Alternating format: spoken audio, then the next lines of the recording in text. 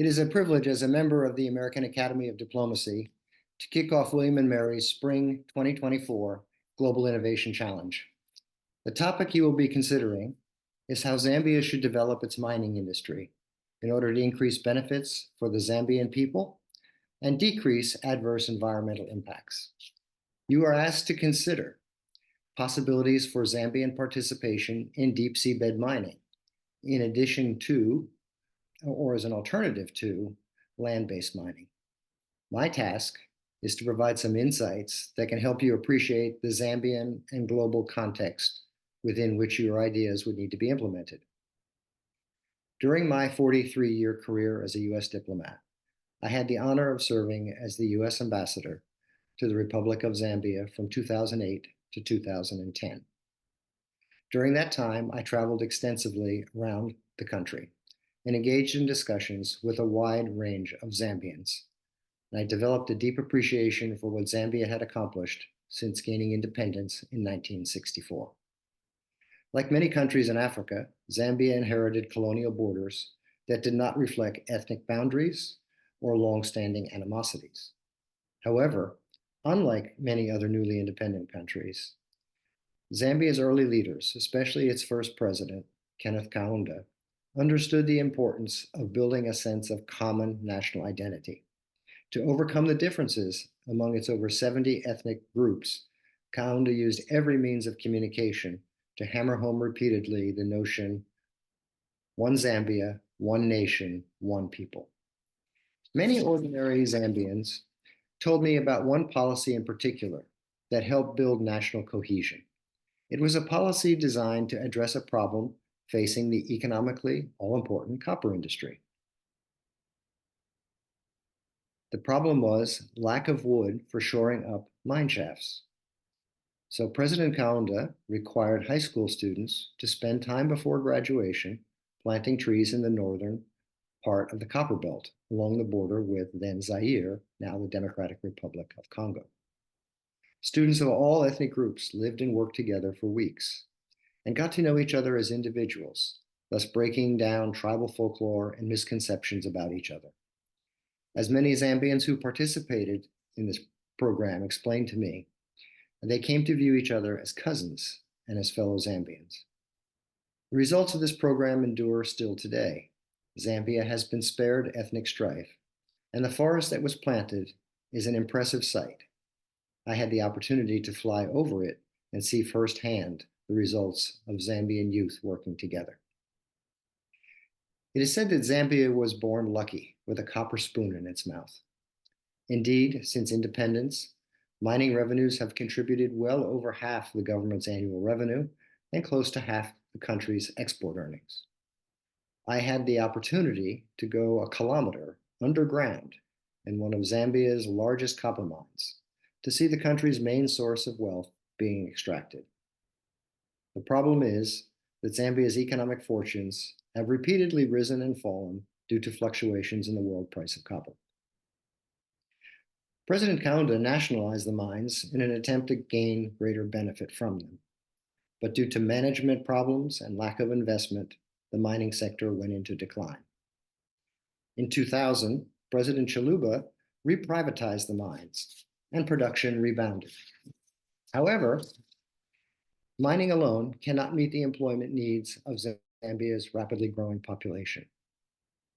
Zambia sought alternative investments in an attempt to develop manufacturing and commercial agriculture. Both approaches have had limited success. Why? The main problem has been the dominant economic role of the mining sector and the swings in global copper prices. When the price of copper is high, the value of Zambia's currency, the kwacha, increases. This makes imports cheaper, thus harming local manufacturing. It also makes Zambia's agricultural exports more expensive and therefore less competitive abroad. As a group of commercial farmers told me, every time the price of copper goes down, the government commits to support agriculture to make it the mainstay of the economy.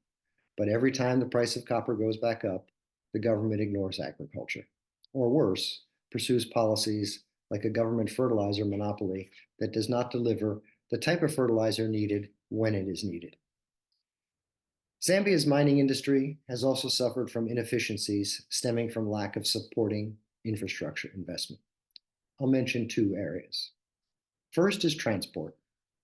Copper is exported by road. These are large copper ingots, very heavy.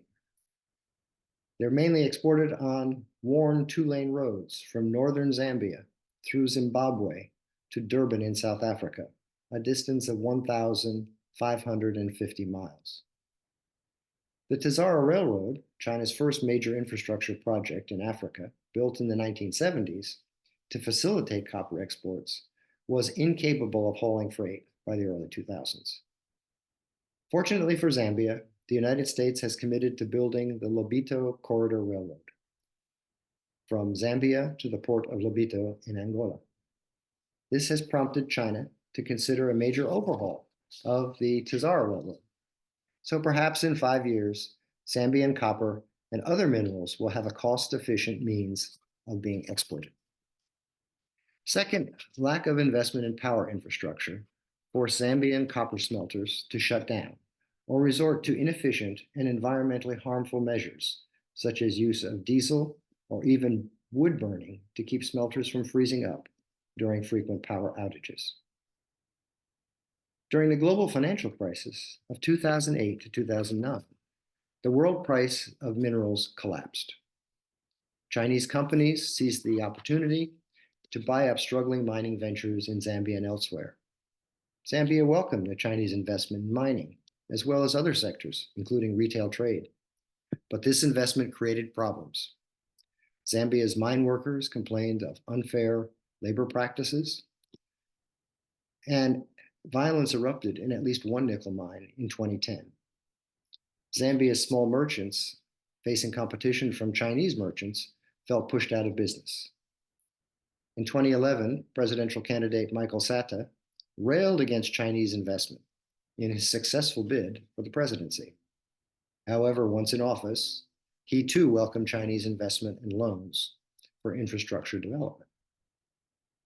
The borrowing binge continued under President Lungu, and Zambia is now saddled with one of the highest debt to GDP ratios in Africa. Currently, Gulf states like the United Arab Emirates are buying mines and investing in mining in Zambia as part of their economic diversification efforts.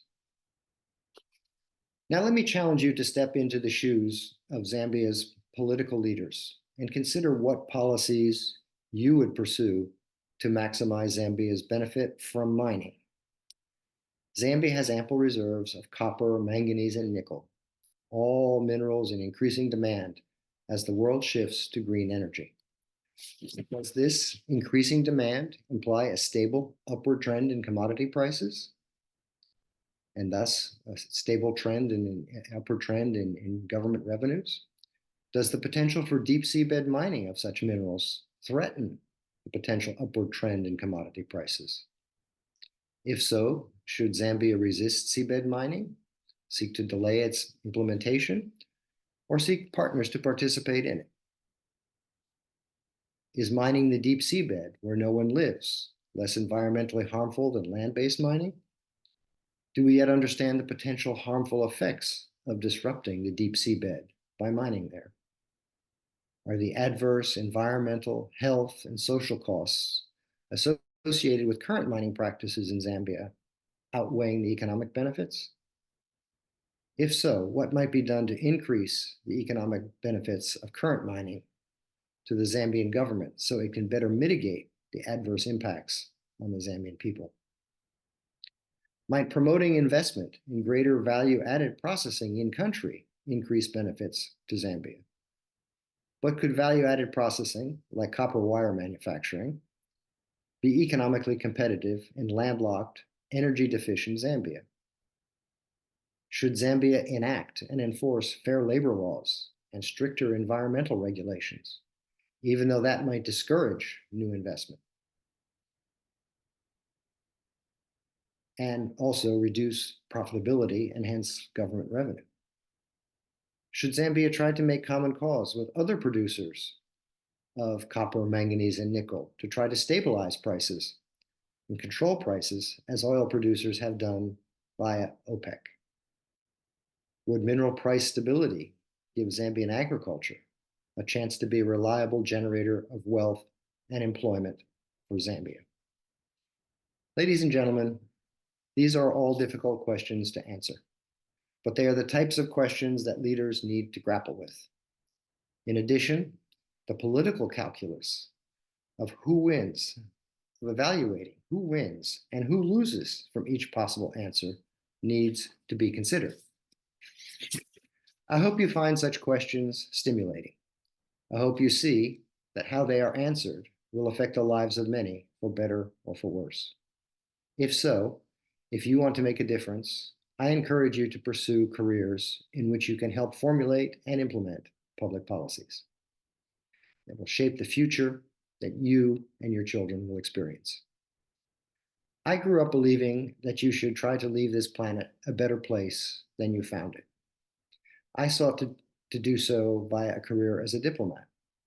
It was a very rewarding career, in that I was able to help a country, Liberia, rebuild itself after 14 years of civil war, to help Zambia turn the corner against a ruinous HIV/AIDS epidemic, and to help negotiate numerous trade, health, and other agreements that have had far-reaching and, I believe, positive impacts. Throughout my career, I interacted with many others who sought to help to make the world a better place. They worked in governments, think tanks, regional and international organizations, and in NGOs, civil society, and the media. There are lots of opportunities for you to make a difference in public policies. The fact that you are participating in this global innovation challenge means you are interested in doing so. Please remember to collaborate as well as innovate. Keep in mind the African proverb, if you want to go fast, go alone. If you want to go far, go together. I wish you all the best.